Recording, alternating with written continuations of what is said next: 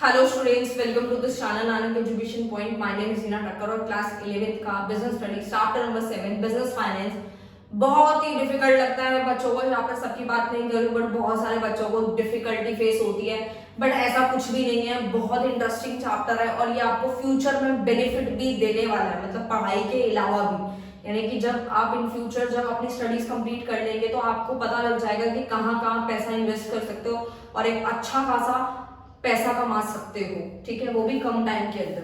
तो जल्दी से जल्दी देखते हैं अपने बिजनेस फाइनेंस चैप्टर को। बिजनेस मतलब होता है व्यापार और फाइनेंस मतलब होता है पैसा। कोई भी बिजनेस करने के लिए सबसे पहले दिमाग में आता है पैसा।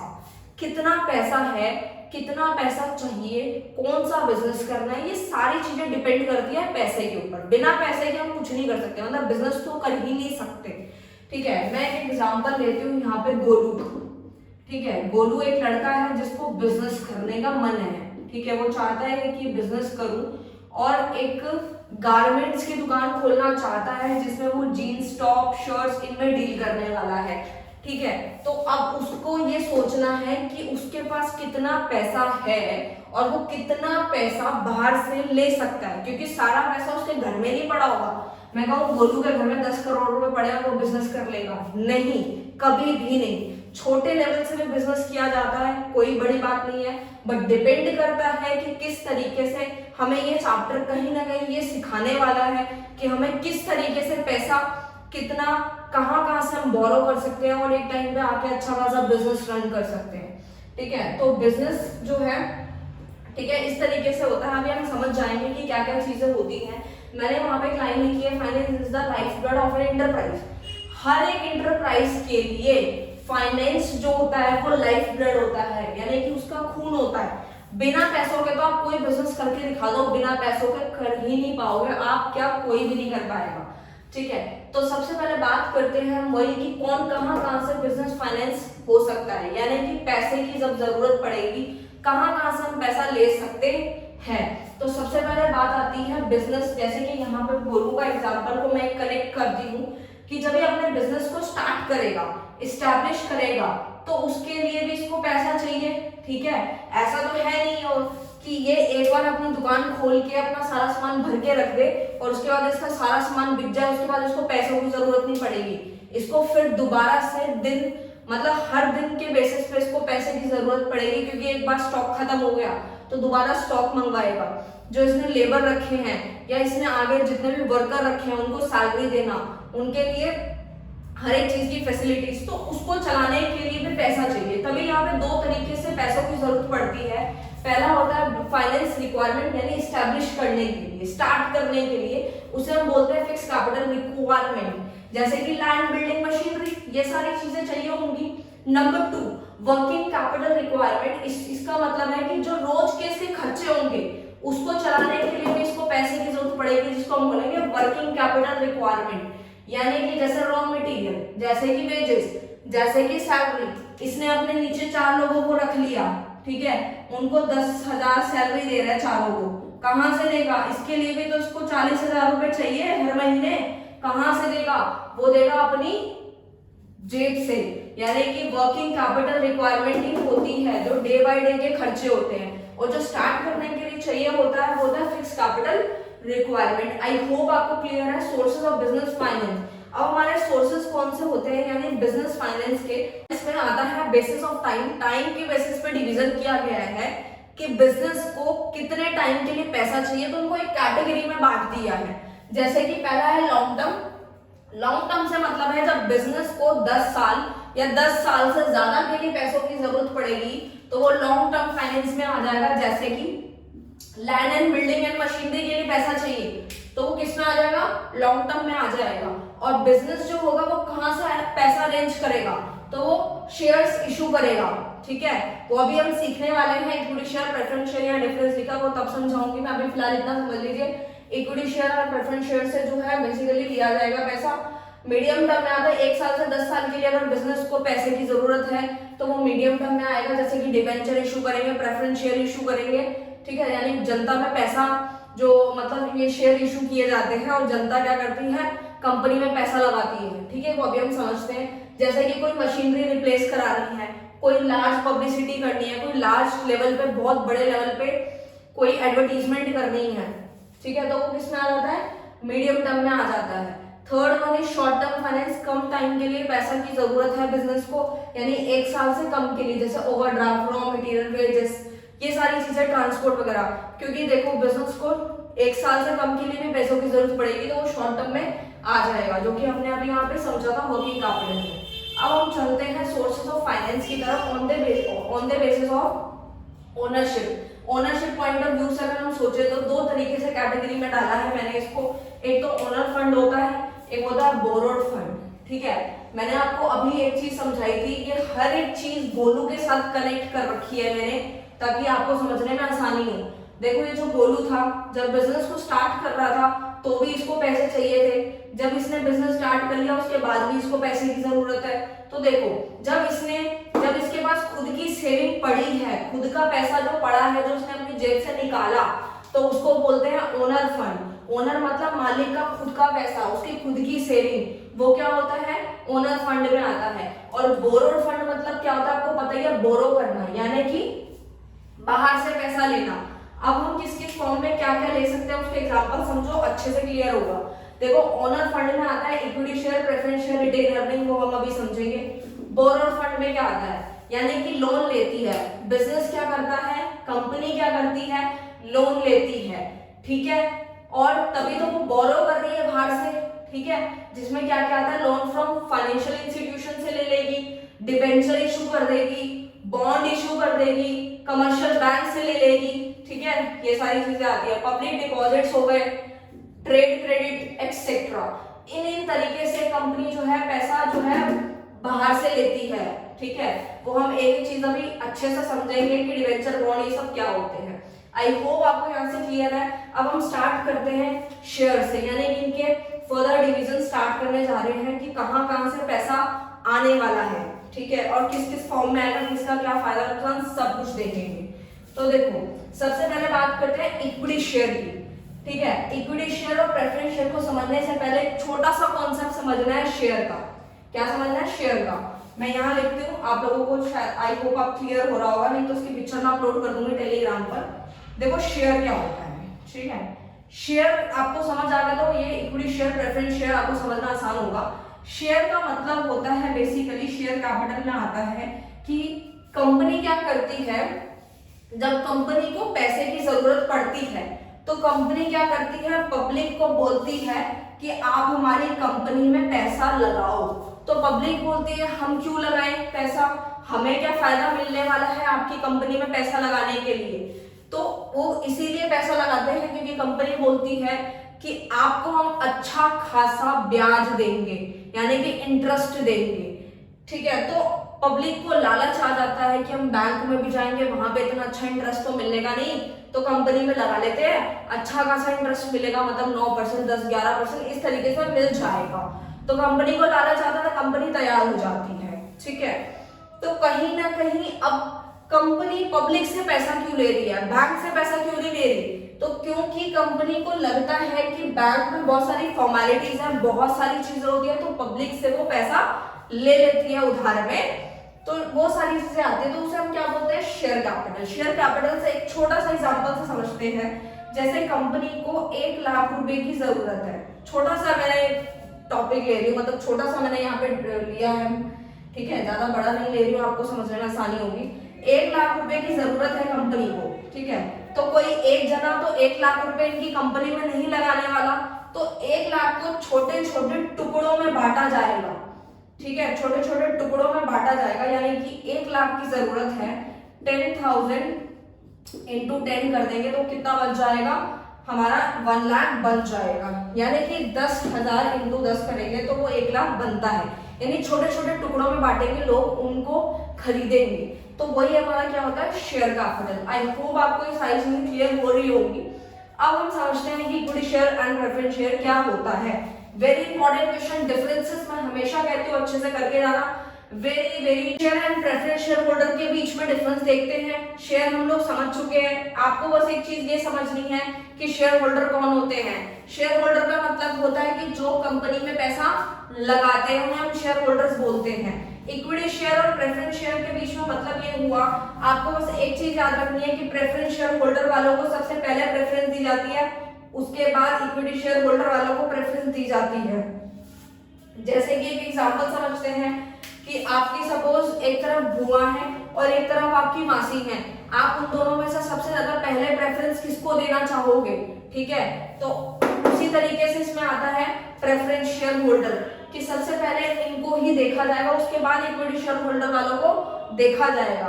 किस फॉर्म में, डिविडेंड की फॉर्म में, यानी कि प्रेफरेंस शेयर होल्डर वालों को पहले पैसा चुकाया जाएगा और उसके बाद दिया जाएगा इक्विटी शेयर होल्डर वालों को, ठीक है। अब देखते हैं इक्विटी शेयर के अंदर क्या होता है कि इनको मैनेजमेंट में पूरा अधिकार होता है कि पार्टिसिपेट कर सकते हैं, किसी भी तरीके की बातचीत हो, कुछ भी हो, पूरा हिस्सा ले सकते हैं, हर चीज पूछ सकते हैं। बट प्रेफरेंस शेयर होल्डर वालों को कोई राइट नहीं होता मैनेजमेंट में पार्टिसिपेट करने का। दोनों के अपने फायदे अपने नुकसान हैं। देखो नंबर 2 पॉइंट है dividend is paid last of all. Dividend का मतलब क्या होता है तो जल्दी से समझो। डिविडेंड का मतलब होता है जैसे हम लोग बैंक के अंदर पैसा डालते हैं, सपोज हमने 1000 रुपए डाल दिए, ठीक है, इस पे हमें इंटरेस्ट आ गया 10 रुपए का, ठीक है, तो ये तो होता है इंटरेस्ट। लेकिन जो हमें शेयर पे एक्स्ट्रा मनी मिलती है उसे हम इंटरेस्ट नहीं बोलते, उसको हम क्या बोलते हैं शेयर में डिविडेंड बोलते हैं, याद रखना, ठीक है। डिविडेंड जो होता है बिल्कुल आखिरी में दिया जाता है इक्विटी शेयर होल्डर वालों को, प्रेफरेंस शेयर होल्डर वालों को नाम से ही क्लियर है, अभी बताया था सबसे पहले प्रेफरेंस दी जाएगी। किससे पहले दी जाएगी, यानी इक्विटी शेयर होल्डर वालों को बाद में देखेंगे, पहले प्रेफरेंस शेयर होल्डर वालों को पैसा चुकाया जाएगा, उसके बाद इक्विटी शेयर होल्डर वालों को पैसा दिया जाएगा। Number 3 dividend is uncertain as it fluctuate. जो डिविडेंड होता है वो बिल्कुल अनसर्टेन होता है, फिक्स नहीं होता, फ्लक्चुएट होता है, ऊपर नीचे होता रहता है। बट प्रेफरेंस शेयर का फायदा है कि इसके अंदर फिक्स रेट ऑफ डिविडेंड यहाँ पे दिया जाता है, डिविडेंड बिल्कुल फिक्स्ड होता है, रिटर्न बिल्कुल फिक्स होता है, ऊपर नीचे नहीं होता। और इसके अंदर कैपिटल जो होती है can be refunded in the case of redeemable preference share. जैसे हमारे प्रेफरेंस शेयर रिडीम हो जाएंगे, सारी की सारी कैपिटल वापस कर दी जाती है किसको, प्रेफरेंस शेयर होल्डर वालों को। बट इक्विटी शेयर होल्डर में ऐसा कुछ भी नहीं होता। तो दोनों के अपने ही फायदे हैं, अपने ही नुकसान हैं, ठीक है। इनसे आपके मेरिट डिमेरिट सब कुछ बन जाएंगे। आई होप आपको ये सारी चीजें क्लियर है। उसके बाद चलते हैं डिवेंचर्स एंड शेयर पे। वेरी वेरी इंपॉर्टेंट क्वेश्चन, काफी बार आपके पेपर में ही आया हुआ है, 3 से 4 पॉइंट्स आप पढ़ के जा सकते हैं, सफिशिएंट रहेगा। देखो डिवेंचर्स और शेयर में क्या मतलब है, शेयर तो अभी हम समझ गए हैं, डिवेंचर्स का मतलब क्या होता है, डिवेंचर का मतलब होता है कि जब कंपनी लोन लेती है पब्लिक से तो उसका मतलब होता है डिवेंचर्स। यानी कि अगर मान लीजिए यहाँ पे एक पर्सन है जिसका नाम है मोहन, ठीक है, मोहन जो है वो किसी कंपनी के अंदर पैसा लगा रहा है, ठीक है, पैसा लगा रहा है, यानी मोहन के पास ना कुछ ज्यादा ही पैसा पड़ा था, ठीक है। तो उसने सोचा बैंक में जाऊंगा, अच्छा इंटरेस्ट तो मिलने वाला है नहीं, तो मैं क्या करता हूँ एक कंपनी में पैसा लगा देता हूँ, पैसा एज अ उधार दे देता हूँ कंपनी को भी पैसा चाहिए। तो कंपनी ने बोला ठीक है, हम जो है आपसे पैसा ले लेते हैं, आपको 5 साल बाद या 10 साल बाद आपका पैसा चुका देंगे और आपको हर महीने का ब्याज मिलता रहेगा।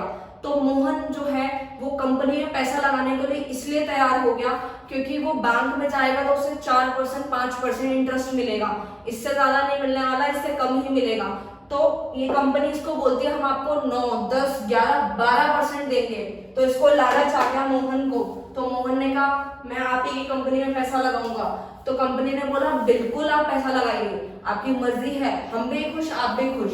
तो कंपनी का फायदा क्या है, कंपनी का फायदा है कि उसको लोन मिल गया है, और मोहन का फायदा क्या है कि उसको जो है उसने जितनी कैपिटल यानी जितना पैसा कंपनी में लगाया होगा वो एक टाइम बाद आके 5 साल बाद या 10 साल बाद उसको उसका पैसा भी मिलेगा, प्रिंसिपल अमाउंट भी मिलेगा, और एक फिक्स रेट ऑफ रिटर्न भी उसको मिलेगा, 10 से 11% जो होगा वो भी मिलेगा। तो उसी को हम बोलते हैं डिवेंचर। तो मोहन कौन हो जाएगा यहाँ पे, डिवेंचर होल्डर हो जाएगा, क्योंकि मोहन ने क्या किया है अपने पैसे कंपनी में लगाए हैं और कंपनी ने क्या किया है मोहन से लोन लिया है, ठीक है। तो उसी को हम बोलते हैं डिवेंचर। शेयर हम लोग समझ चुके हैं, debenture holder are the creditor of the company. Creditor of the company. Creditor मतलब नहीं पता तो मैं बता देती हूँ, नहीं तो आप अकाउंट्स की वीडियो जाके देख लेना, आई होप आपको क्लियर हो जाएगा। क्रेडिटर्स ऑफ द कंपनी मतलब क्या होता है कि इन्होंने कंपनी से पैसा लेना है। And share holder are the owner of the company. Share holder कौन होते हैं? कंपनी के मालिक बन जाते हैं। जैसे कि कोई भी पर्सन है, अगर वो शेयर में पैसा लगाएगा तो वो कंपनी का मालिक बन जाएगा, ठीक है। बट डिवेंचर में ऐसा नहीं होता, वो मालिक नहीं बनते, वो डिवेंचर होल्डर जो होते हैं वो कंपनी के क्रेडिटर्स बनते हैं, ठीक है। उसके बाद बात करते हैं इंटरेस्ट इज पेड। डिवेंचर में इंटरेस्ट मिलता है, जितना 9% 10% वो उतना बताया जाता है। शेयर में इंटरेस्ट नहीं मिलता, डिविडेंड मिलता है, अभी बताया था। इसके डिवेंचर के अंदर कोई भी मैनेजमेंट के अंदर पार्टिसिपेट नहीं मिलता, कोई मैनेजमेंट में कोई मतलब ही नहीं बनता। यानी कि मोहन जो है वो कंपनी से ये नहीं पूछेगा जी बताओ कितना प्रॉफिट हुआ तुमको, किसी भी चीज में मैनेजमेंट में हिस्सा नहीं ले पाएगा वो, ठीक है। उसको बस मोहन को ये बोला जाएगा कि तुम बस अपने इंटरेस्ट में ध्यान दो, हमारे मैनेजमेंट में ध्यान मत दो। उसके बाद आता है शेयर्स। शेयर्स में आता है राइट टू पार्टिसिपेट, यानी कि इनमें पूरा अधिकार है शेयर होल्डर वालों के पास कि वो पार्टिसिपेट कर सकते हैं। लास्ट पॉइंट है payment made to debenture holder before share holders, यानी कि सबसे पहले पेमेंट किसको दी जाएगी? इन दोनों के केस में डिवेंचर होल्डर को पहले पैसे दिए जाएंगे, बाद में दिए जाएंगे शेयर होल्डर वालों को। और शेयर होल्डर में लिखा है last of all equity share holder, वो तो मैंने आपको यही बताया था कि प्रेफरेंस शेयर होल्डर वालों को पहले और इक्विटी वालों को बाद में। आई होप आपको ये क्लियर है। नहीं समझ आया तो एक छोटी सी चीज समझ लो, सबसे पहले कंपनी को अगर पैसा वापस करना होगा तो सबसे पहले पैसा वापस करेगी डिवेंचर वालों का, यानी बाहर के क्रेडिटर्स वालों का, यानी क्रेडिटर का पैसा वापस करेगी। उसके बाद करेगी प्रेफरेंस शेयर वालों का, उसके बाद करेगी इक्विटी शेयर होल्डर वालों का। आई होप आपको ये क्लियर हो गया है। नेक्स्ट चलते हैं रिटेन अर्निंग पे, जो कि हमारा यहीं का पार्ट था। रिटेन अर्निंग मतलब होता है use of the undistributed profit in the manner flowing back of profit self financing. इसमें आप एक एक लाइन पढ़ के बना के लिख सकते हैं, इतना डिटेल पढ़ने की जरूरत नहीं है। जहां से क्वेश्चन आना है वो मैंने आपको अच्छे से बताया है, ये दोनों डिफरेंसेस बहुत इंपॉर्टेंट है।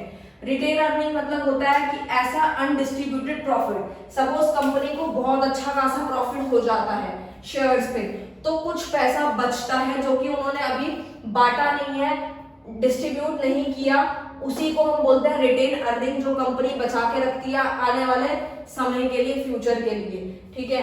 उसे हम फ्लोइंग बैक भी बोलते हैं, फ्लोइंग बैक ऑफ प्रॉफिट भी बोलते हैं, सेल्फ फाइनेंसिंग भी बोलते हैं। एक नंबर का क्वेश्चन यहाँ से बन सकता है कि रिटेन अर्निंग का अनदर नेम क्या है, तो another name is very very important, हमेशा बोलती हूँ अच्छे से कर लिया करो कि कंपनी जो है वो और किस किस तरीके से पैसा ले सकती है, लोन ले सकती है। पब्लिक वाली चीजें तो हम समझ गए कि पब्लिक से, जनता से पैसा ले कैसे सकती है, बट अब हम समझते हैं कि अगर कंपनी जो है कमर्शियल बैंक से अगर पैसा लेना चाहेगी तो कैसे ले सकती है। तो देखो कमर्शियल बैंक में भी आ जाता है हमारे ओवरड्राफ्ट की फैसिलिटी, शॉर्ट टर्म अगर लोन चाहिए, कम समय के लिए लोन चाहिए, तो वो जो है कमर्शियल बैंक से भी लिए जा सकते हैं। ट्रेड क्रेडिट क्या होता है? ट्रेड क्रेडिट भी हमारा जो है कंपनी बोरो करती है, कैसे मतलब करती है? Credit facility which is extended by one businessman to another for purchase of goods and services. मान लीजिए एक बिजनेसमैन है, इसमें B2B चलता है, B2B मतलब होता है बिजनेस टू बिजनेस, ठीक है। इसका मतलब है कि एक दुकानदार ने किसी दूसरे दुकानदार से, यानी कि एक दुकानदार ने दूसरे दुकानदार से जब सामान खरीद लिया, यानी कि बिजनेसमैन ने किसी another for purchase of goods services.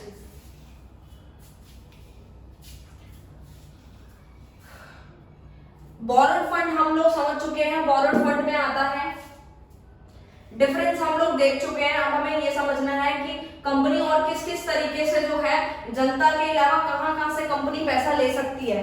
एक तो कमर्शियल बैंक से ले सकती है, यानी शॉर्ट टर्म लोन, कम समय के लिए अगर लोन की जरूरत है तो कमर्शियल बैंक से ले लेगी। कमर्शियल बैंक में cash credit, discounting, bill receivable, ये सारी चीजें आ जाती हैं। ट्रेड क्रेडिट में आता है क्रेडिट की फैसिलिटी, उधार की फैसिलिटी होती है which is extended by one businessman to another. एक बिजनेसमैन से दूसरा बिजनेसमैन जब सामान परचेज करता है, कोई गुड्स एंड सर्विसेज लेता है, तो उसे हम ट्रेड क्रेडिट बोलते हैं। जैसे कि मान लीजिए कि एक बिजनेसमैन ने दूसरे बिजनेसमैन से सामान ले लिया और बोलते हैं मैं पैसे बाद में दे दूंगा, तो इसमें आ जाता है ट्रेड क्रेडिट, यानी कि उधार का ट्रेड हुआ है यहाँ पर, ठीक है। आई होप आपको क्लियर है। इसमें इसके अंदर भी जो होता है वो किस में आता है? हमारा बोरोड फंड में। ये सारे बोरोड फंड का ही पार्ट है। फिर आता है पब्लिक डिपॉजिट। पब्लिक डिपॉजिट क्या होता है, इसकी डिफाइन पढ़ते हैं और समझते हैं इसको। It refers to the deposit that are the raise by business organisation directly from the public. ये भी पब्लिक से ही लिया जाता है, तो नाम से ही क्लियर है, पब्लिक डिपॉजिट्स। ठीक है, और आई होप आपको ये सारी चीजें अच्छे से क्लियर हो गई होंगी। इसके कुछ एडवांटेजेस हैं पब्लिक डिपॉजिट के। ये बहुत ही इजी मेथड होता है, इसमें कोई मॉर्गेज की जरूरत नहीं होती है। आई होप आपको ये सारी की सारी कि कंपनी जो है वो और किस किस तरीके से पैसा ले सकती है, लोन ले सकती है। पब्लिक वाली चीजें तो हम समझ गए कि पब्लिक से, जनता से पैसा ले कैसे सकती है, बट अब हम समझते हैं कि अगर कंपनी जो है कमर्शियल बैंक से अगर पैसा लेना चाहेगी तो कैसे ले सकती है। तो देखो, कमर्शियल बैंक में भी आ जाता है हमारे ओवरड्राफ्ट की फैसिलिटी। शॉर्ट टर्म अगर लोन चाहिए, कम समय के लिए लोन चाहिए, तो वो जो है कमर्शियल बैंक से भी लिए जा सकते हैं। ट्रेड क्रेडिट क्या होता है, ट्रेड क्रेडिट भी हमारा जो है कंपनी बोरो करती है। कैसे मतलब करती है, credit facility which is extended by one businessman to another for purchase of goods and services. मान लीजिए एक बिजनेसमैन है, इसमें B2B चलता है। B2B मतलब होता है बिजनेस टू बिजनेस। ठीक है, इसका मतलब है कि एक दुकानदार ने किसी दूसरे दुकानदार से, यानी कि एक दुकानदार ने दूसरे दुकानदार से जब सामान खरीद लिया, यानी कि बिजनेसमैन ने किसी another for purchase of goods services.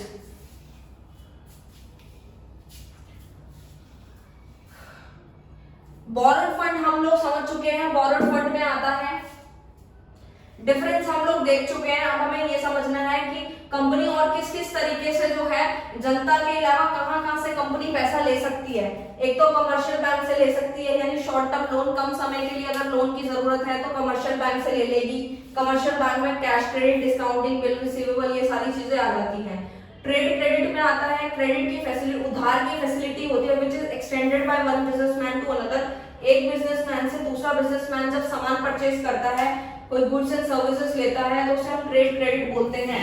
जैसे कि मान लीजिए कि एक बिजनेसमैन ने दूसरे बिजनेसमैन से सामान ले लिया और बोलते हैं मैं पैसे बाद में दे दूंगा, तो इसमें आ जाता है ट्रेड क्रेडिट, यानी कि उधार का ट्रेड हुआ है यहाँ पर। ठीक है, आई होप आपको क्लियर है। इसमें इसके अंदर भी जो होता है वो हम किस में आता है, हमारा बोरोड फंड में। ये सारे बोरोड फंड का ही पार्ट है। फिर आता है पब्लिक डिपॉजिट। पब्लिक डिपॉजिट क्या होता है, इसकी डिफाइन पढ़ते हैं और समझते हैं इसको। It refers to the deposit that are the raise by business organisation directly from the public. ये भी पब्लिक से ही लिया जाता है, तो नाम से ही क्लियर है, पब्लिक डिपॉजिट्स। ठीक है, और आई होप आपको ये सारी चीजें अच्छे से क्लियर हो गई होंगी। इसके कुछ एडवांटेजेस हैं पब्लिक डिपॉजिट के। ये बहुत ही इजी मेथड होता है, इसमें कोई मॉर्गेज की जरूरत नहीं होती है। आई होप आपको ये सारी की सारी कि कंपनी जो है वो और किस किस तरीके से पैसा ले सकती है, लोन ले सकती है। पब्लिक वाली चीजें तो हम समझ गए कि पब्लिक से, जनता से पैसा ले कैसे सकती है, बट अब हम समझते हैं कि अगर कंपनी जो है कमर्शियल बैंक से अगर पैसा लेना चाहेगी तो कैसे ले सकती है। तो देखो, कमर्शियल बैंक में भी आ जाता है हमारे ओवरड्राफ्ट की फैसिलिटी। शॉर्ट टर्म अगर लोन चाहिए, कम समय के लिए लोन चाहिए, तो वो जो है कमर्शियल बैंक से भी लिए जा सकते हैं। ट्रेड क्रेडिट क्या होता है, ट्रेड क्रेडिट भी हमारा जो है कंपनी बोरो करती है। कैसे मतलब करती है, credit facility which is extended by one businessman to another for purchase of goods and services. मान लीजिए एक बिजनेसमैन है, इसमें B2B चलता है। B2B मतलब होता है बिजनेस टू बिजनेस। ठीक है, इसका मतलब है कि एक दुकानदार ने किसी दूसरे दुकानदार से, यानी कि एक दुकानदार ने दूसरे दुकानदार से जब सामान खरीद लिया, यानी कि बिजनेसमैन ने किसी another for purchase of goods services.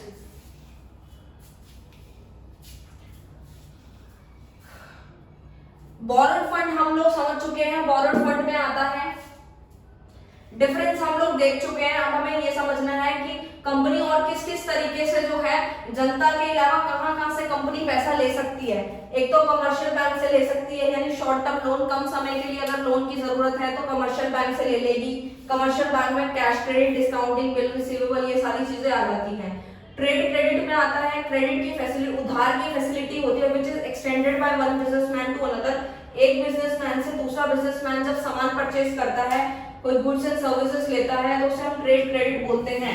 जैसे कि मान लीजिए कि एक बिजनेसमैन ने दूसरे बिजनेसमैन से सामान ले लिया और बोलते हैं मैं पैसे बाद में दे दूंगा, तो इसमें आ जाता है ट्रेड क्रेडिट, यानी कि उधार का ट्रेड हुआ है यहाँ पर। ठीक है, आई होप आपको क्लियर है। इसमें इसके अंदर भी जो होता है वो हम किस में आता है हमारा बोरोड फंड में। ये सारे बोरोड फंड का ही पार्ट है। फिर आता है पब्लिक डिपॉजिट। पब्लिक डिपॉजिट क्या होता है इसकी डिफाइन पढ़ते हैं और समझते हैं इसको। It refers to the deposit that are the raise by business organisation directly from the public. ये भी पब्लिक से ही लिया जाता है, तो नाम से ही क्लियर है, पब्लिक डिपॉजिट्स। ठीक है, और आई होप आपको ये सारी चीजें अच्छे से क्लियर हो गई होंगी। इसके कुछ एडवांटेजेस हैं पब्लिक डिपॉजिट के। ये बहुत ही इजी मेथड होता है, इसमें कोई मॉर्गेज की जरूरत नहीं होती है। आई होप आपको ये सारी की सारी कि कंपनी जो है वो और किस किस तरीके से पैसा ले सकती है, लोन ले सकती है। पब्लिक वाली चीजें तो हम समझ रहे हैं कि पब्लिक से, जनता से पैसा ले कैसे सकती है, बट अब हम समझते हैं कि अगर कंपनी जो है कमर्शियल बैंक से अगर पैसा लेना चाहेगी तो कैसे ले सकती है। तो देखो कमर्शियल बैंक में भी आ जाता है हमारे ओवरड्राफ्ट की फैसिलिटी। शॉर्ट टर्म अगर लोन चाहिए, कम समय के लिए लोन चाहिए, तो वो जो है कमर्शियल बैंक से भी लिए जा सकते हैं। ट्रेड क्रेडिट क्या होता है? ट्रेड क्रेडिट भी हमारा जो है कंपनी बोरो करती है। कैसे मतलब करती है? Credit facility which is extended by one businessman to another for purchase of goods and services. मान लीजिए एक बिजनेसमैन ने, इसमें B2B चलता है। B2B मतलब होता है बिजनेस टू बिजनेस। ठीक है, इसका मतलब है कि एक दुकानदार ने किसी दूसरे दुकानदार से, यानी कि एक दुकानदार ने दूसरे दुकानदार से जब सामान खरीद लिया, यानी कि बिजनेसमैन ने किसी another for purchase of goods services.